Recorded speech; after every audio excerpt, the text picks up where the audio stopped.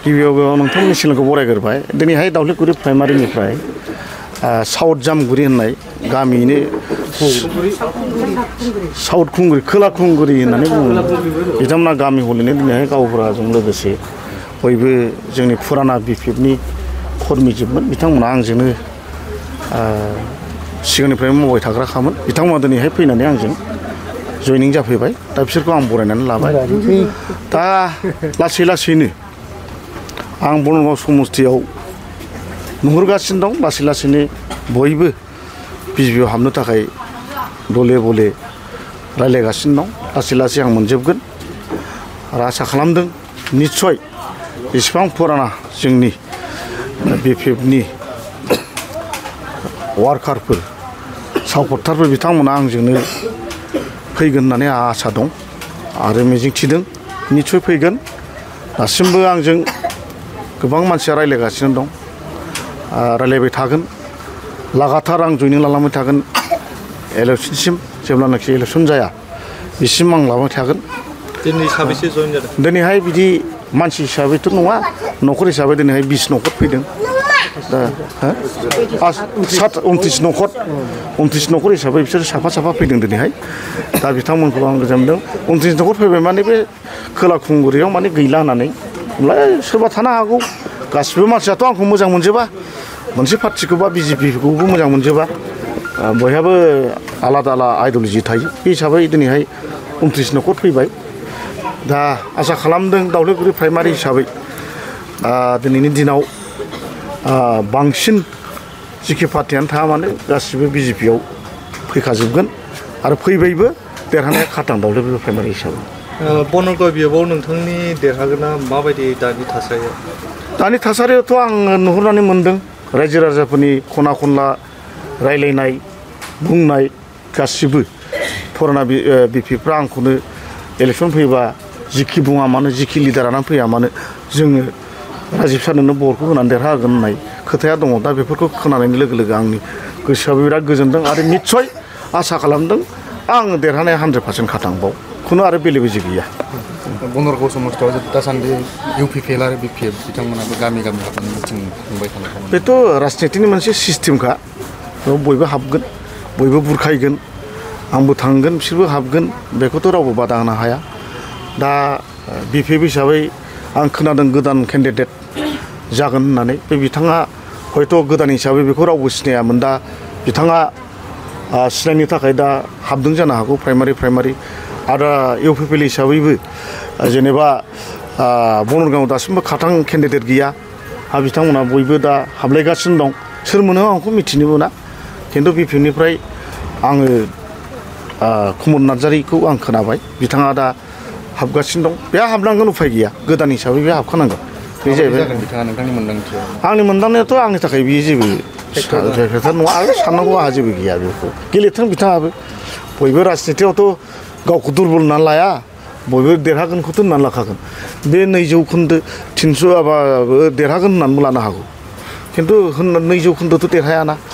फुटबला जेरैहाय फाइनालाव गरसेयावनो देरहायो थिग बिदिनो ओंखायनो आं दा 100% आं देरहागोन नङा होमबा 200% देरहागोन होनना बे मिनिंलेस नंना नङा आं खोनादों दा बेफोर जेबो नङा बिथाङा गेलेथों दा बिपिएफनिफ्राय बेखौ सायख'दों होननाय खोनादों बिथाङा सिगाङाव राजखान्थियाव ओंखारनो बिथाङा ओंखाराखैमोन बिथाङा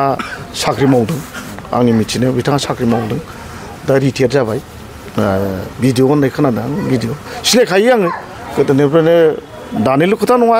गोदोनिफ्रायनो जों सिना जानाखा थांलाय फैलायबो बिथांमोनजों दंलायो सोमोन्दो दंलायोमोन जोङो रावबो नङा बिथाङाबो जोंनिनो मानसिखा जायखिजाया बे जानायाव आंहा जेबो आपत्ति गैया नोंथांमोना फैगौ बिसायख'थियाव गाव हारसिङैनो गेलेगोन बिजेपिआ दा बेनि बेलाखौथ' आं बुंथ'नो हाला थारमाने आंथ' अथ' गोजौ लेभेलनि लिडार नंला जाहैबाय आं मोनसे समस्थिनिल' लिडार